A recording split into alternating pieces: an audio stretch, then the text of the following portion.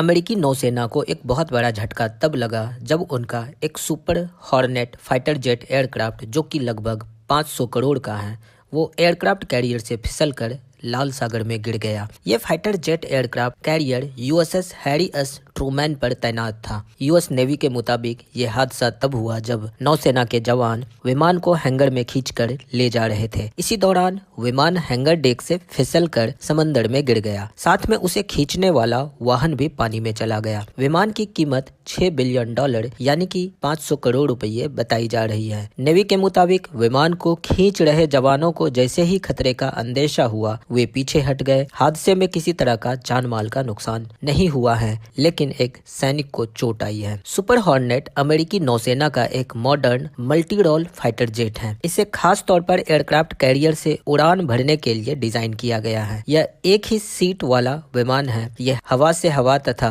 हवा से जमीन पर हमला करने में सक्षम है। इसकी अधिकतम स्पीड 1900 किलोमीटर प्रति घंटा यानी कि 1.8 मैक है और ये करीब 2300 किलोमीटर की रेंज तक उड़ सकता है। सुपर हॉर्नेट में advance avionics, radar, jamming system और सटीक गाइडेड हथियार ले जाने की क्षमता है। यह अमेरिकी नौसेना के स्ट्राइक मिशन, टोही अभियानों और समुद्री सुरक्षा में अहम भूमिका निभाती है। रिपोर्ट में यह दावा किया गया है कि एयरक्राफ्ट कैरियर मोड़ने की वजह से यह हादसा हुआ है। रिपोर्ट्स के मुताबिक अमेरिकी अधिकारी के हवाले से बताया गया है कि एयरक्राफ्ट कैरियर में हुती विद्रोहियों के हमले से बचने के लिए अपनी दिशा अचानक बदली थी। हालांकि यह साफ नहीं हो पाया है कि विमान इसी वजह से गिरा है या इसके पीछे कोई और वजह थी। हुती विद्रोहियों ने 28 अप्रैल को एक बयान में कहा था कि उन्होंने अमेरिकी एयरक्राफ्ट कैरियर और उसके साथ मौजूद युद्धपोतों को निशाना बनाया था। हुती विद्रोहियों ने इसे अमेरिकी नरसंहार का जवाब कहा था। अमेरिका पिछले कई महीनों से यमन में हुती विद्रोहियों के खिलाफ हमले कर रहा है। अब तक अमेरिकी हमले से सैकड़ों लोग मारे जा चुके हैं। यमन के उत्तरी प्रांत सादा में 28 अप्रैल यानी सोमवार को ही अमेरिकी हमले में 68